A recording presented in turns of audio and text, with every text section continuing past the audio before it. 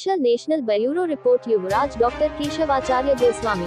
Location एटा उत्तर प्रदेश। एटा पहुंचे उत्तर प्रदेश सरकार में पर्यटन और संस्कृति राज्य मंत्री जयवीर सिंह। महाराणा प्रताप जयंती कार्यक्रम में शिरकत करेंगे पर्यटन मंत्री। पर्यटन मंत्री का बड़ा बयान, कानूनन की दृष्टि में जो भी दोषी होगा उस पर होगी कार्यवाही, चाहे वह सरकारी कर्मी हो या आम आदमी, कानून अपना काम करेगा। महंगाई पर राज्य मंत्री का बड़ा बयान। महंगाई एक अंतर्राष्ट्रीय मुद्दा और इसका समाधान अंतर्राष्ट्रीय स्तर से ही संभव। राज्य मंत्री ने कहा, रूस यूक्रेन युद्ध के कारण बड़ी महंगाई कई देश चपेट में हैं।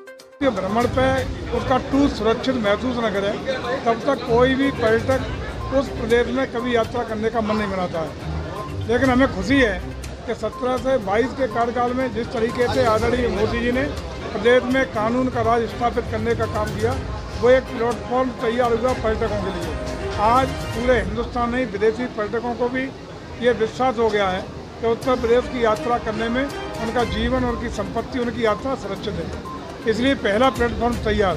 दूसरा विषय ये कि उत्तर प्रदेश के पास भगवान राम, भगवान कृष्ण, गौतम बुद्ध, ताजमहल, लाल किला, प्राकृतिक सौंदर्य, प्राकृतिक संसाधन, झीलें, वन, ये सब इतने प्रचुर मात्रा में उपलब्ध हैं जिनको पर्यटक के रूप में सबसे बेहतरीन हम लोग उपयोग कर सकते हैं। लेकिन दुर्भाग्य रहा कि आज छोटे छोटे राज्य, केरल जैसा छोटा राज्य, कश्मीर जैसा छोटे राज्य, वो पर्यटक को आकर्षित करने में कामयाब रहे, लेकिन अब तक हम लोग उसको सफल नहीं कर पाए। लेकिन हमारा प्रयास है कि अगले 2-3 साल के अंदर उत्तर प्रदेश हिंदुस्तान में आने वाले किसी भी पर्यटक के लिए पहली पसंद बने, ये हमारा प्रयास है। इसके लिए पूरे प्रदेश को हम लोगों ने 12 टूरिज्म सर्किट में बांटने का काम किया है। हम लोग